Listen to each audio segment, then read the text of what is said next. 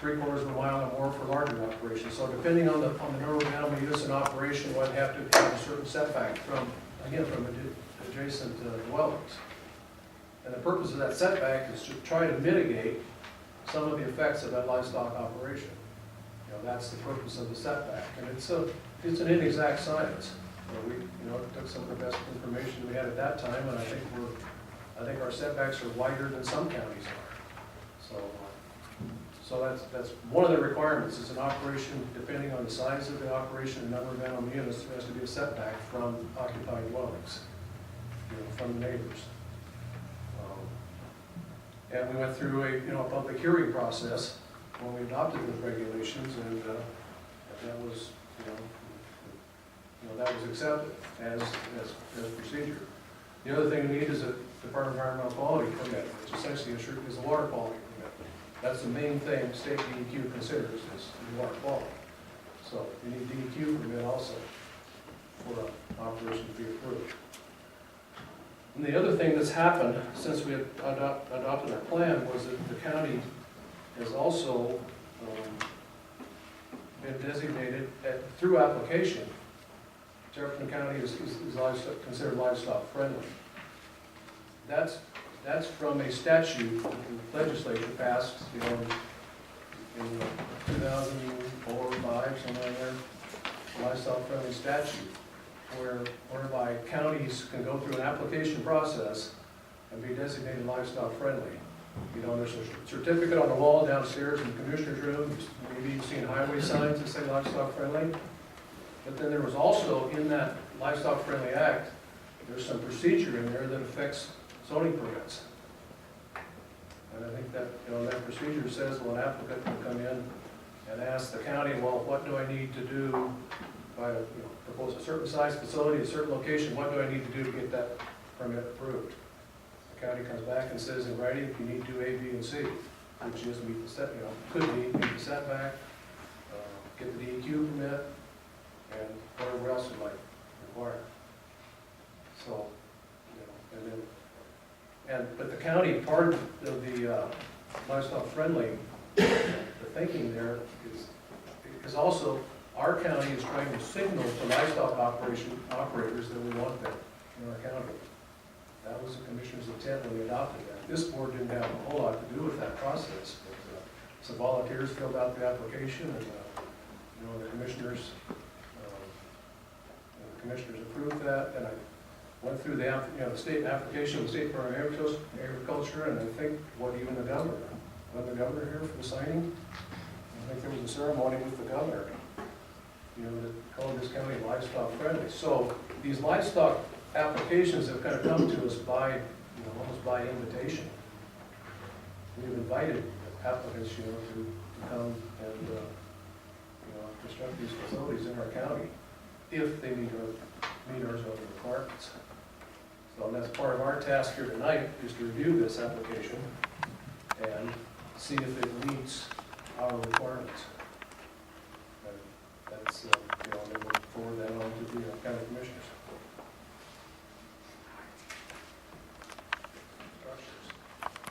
And the Department of Agriculture recommended setbacks are less than we have in our regulations. We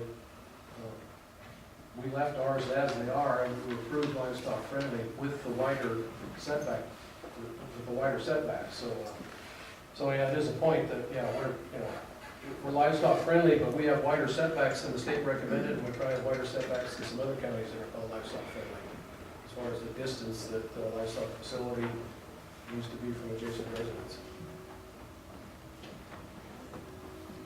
The actual permit for this facility has already been approved. We do have it on hand.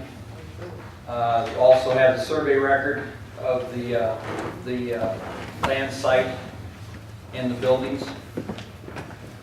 The other thing that I do want to, at this time, caution the audience about is the fact that when you're dealing with a livestock facility, oftentimes emotions, mental aspects of the facility come into play. You must remember that here at the Planning and Zoning Board, we deal with land use. Is the land fit for what it's being used for? Those types of things. Some of the other issues such as emotions, smell, flies, any of those concerns that you may have are going to be better suited and directed at the commissioners. They're the ones that can take those things into account. Here at this board meeting, we don't look at those necessarily. I understand that people have some reservations about those things, and that's fine, that's your prerogative. But we strictly deal with land use. Does it fit our plan? Does it fit our comprehensive plan, our regulations, as they have been drawn up at this time? Now, I'll also let you know that this board will be going through a upgrade or a redoing of our comprehensive plan. If there's something that the people of this county just absolutely hate, don't want to see it, it'd be a real good time to put input, because this is when the changes will be made. But as of right now, the way the book is written, we have to proceed with that procedure. So that's one of the things we will be doing. There will be public notices on those hearings. When we do go to review the comprehensive plan and zoning regs, and so those will be notified in the paper. You'll be able to read about them. You're more than welcome to come and have any input that you would like at that time. Because of the size of the group, we ask that you keep your comments as short as possible, within reason, so that we can move on and get through as many people as possible that either are for or against it.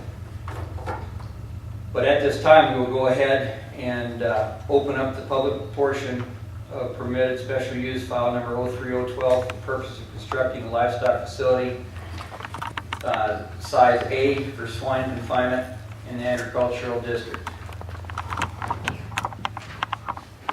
And Bruce, since it's your facility, I'd ask that you probably start.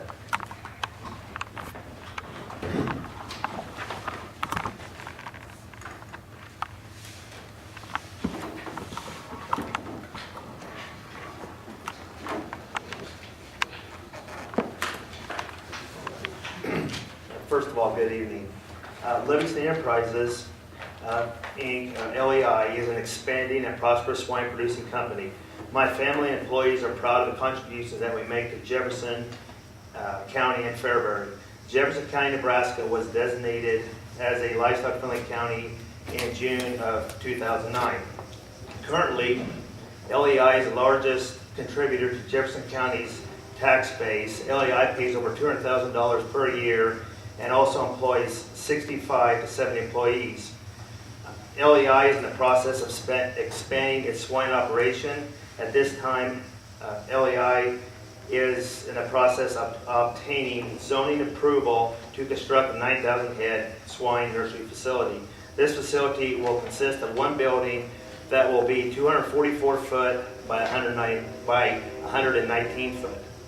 This facility will create 3 jobs and will add to the county tax base. A 9,000 head nursery equates to 360 animal units. To help put this in perspective, Roots feedlot is 10,000 animal units.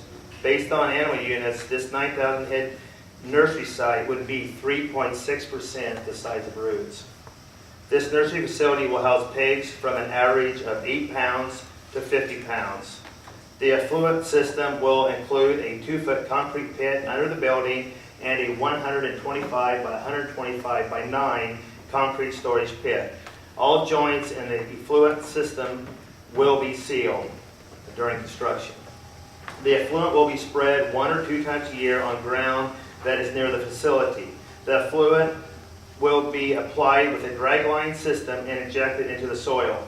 During the application process, approximately 4,000 gallons per acre will be applied. This amount equates to 15 1/100ths of an inch of rainfall. The effluent will be spread on approximately 300 acres per year. Swine effluent is a natural fertilizer and mainly consists of undigested soybean meal and corn. I'd be glad to answer any questions if any of you have any.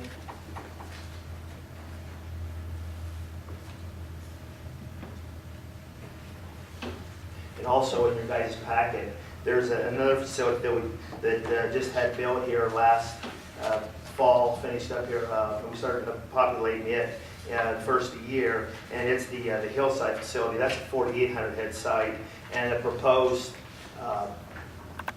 permit, as I'm looking at, will be a similar to design to this facility, but just a little bit larger. And then you'll also see the U.S. on our production, and we make sure things are done right, and we plan to do that with this site also. Animal husbandry, just the way we run the business. Your picture says it's east of Mahaska. Bruce, how far east is that? That one there is 2.5 miles east. Right on the Mahaska Road? Yes, that site there is, yes.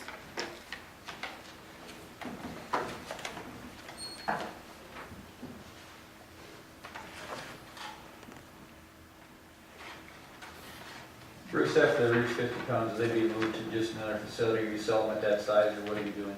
I'll tell you, what our main business consists of is we've got 14,000 sows. We produce about close to 8,000 pigs per week. And most of the pigs I produce are on wean pig contracts. When we sell these, we've got certain criteria that we need to meet. And what it is the pigs need to weigh at least each individual pig 9 pounds when we ship those to our buyers. And most of the time those loads will average 13, 14 pounds. But in order to give the producers or the customers who buy those pigs a good set of pigs and have a reputation so we can continue to do business with them and have a market for our pigs, I keep ownership of the bottom, around 10% of the pigs, 10 to 15, it varies from time to time. We put those pigs on an average of 8 pounds, put them into a nursery facility, and then we grow them up to 50 pounds. And those pigs then will be sold on contracts to other buyers in either Nebraska, Minnesota, Iowa. And these pigs will be in the nursery. Each pig, it'll take them 7 weeks to get from 8 pounds to 50 pounds. And currently, right now, I rent 2 facilities to take these pigs in other areas in Nebraska, and to make it more easier to manage and better for our company. Where it's going to be better to have those pigs in our area. We can keep them local instead of sending them up to the northern part of Nebraska and central part, and we can utilize more corn, more soy meal. I mean, electricity, if you name it.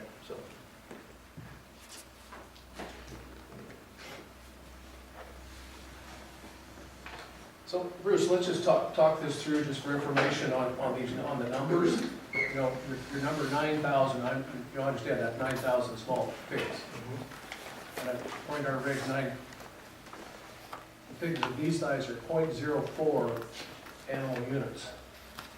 So 9,000 head is talking about 9,000 small pigs, and this is, you cannot, under a permit, you cannot go with 9,000 sows, because the permits, the point is, your 9,000 is little pigs, not feeder pigs, or not sows. They won't be growing pigs, or they won't be sows. No, all the pigs will be sold at approximately average of 50 pounds, and they'll. What we'll do is we'll bring in 1,000, 1,100 a week, and about that many will get shipped out every week. And it's just a continuous. One group goes in, one group goes out, one group comes in. Yeah, and the point being, you're capped at 1,000 animal units in this permit for size A, not more than 1,000 animal units for the 4-mile setback. And you have, in order to have 9,000 head of pigs, you have to have little pigs. You cannot have larger pigs and be with under 1,000 animal units. That is correct. Plus the building size, the swine facilities, there's different kind of flooring. Like these pigs, as you see in the pictures, it's all plastic flooring that the pigs are on, and that won't hold up market hogs. I mean, the gating, all the facilities are built differently. Now there is facilities that are for wean pigs from 13, 14 pounds up to market weight, but they require concrete slats, and this here is just plastic, and this is the only use that this site will be used for. Well, there's been some concern, like you mentioned earlier. Some people, there's been a lot of rumors going around that have been incorrect. And just to set the record straight, this is the only barn that will be built on this site. And if it passes, and I don't plan to expand it, or I will guarantee I won't say expand it if I need it, if that some of the people who are concerned about it. Well, or if you were to expand it beyond 1,000 animal units, you would have to go through another permit application with a wider setback.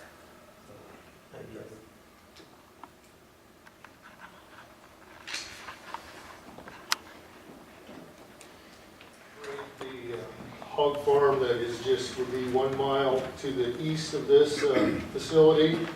I am in support of this. I've talked with Bruce. I think, I know he runs a clean operation. If anyone has anything to lose in this, I think it would be a possibility of disease transfer to my operation from direct winds, and I don't see that becoming an issue at all.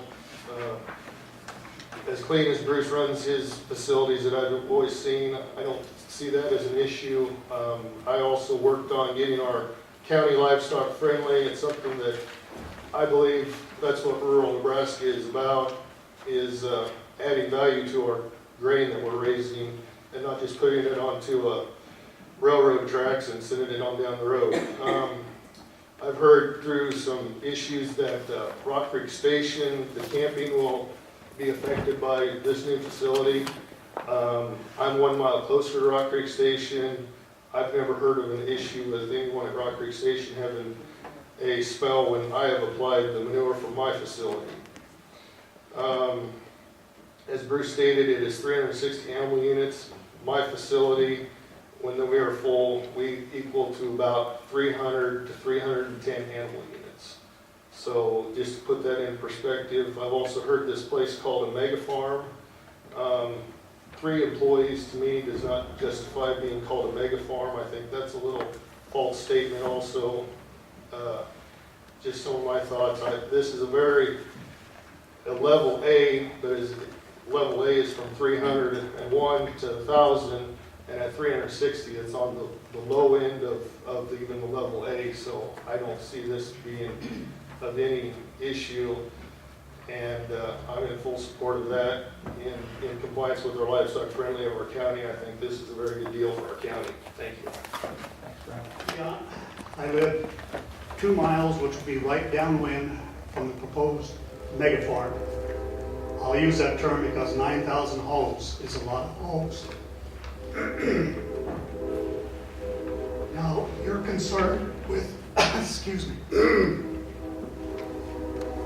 land use.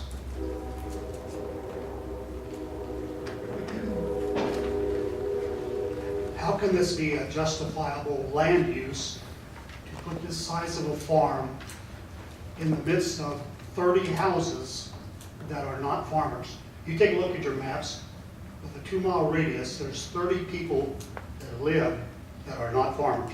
There's only 3 farmers that live within a 2 mile radius. Now, if these people would have planned ahead a little bit and looked, they could have seen this. And I went door to door, talked to people. I didn't meet a one that liked this idea. Now, you don't want to talk about smell here, right? Well, you can, but it's right now we're dealing with. Brian says he doesn't have any complaints. That's because we've been pretty good neighbors up till now.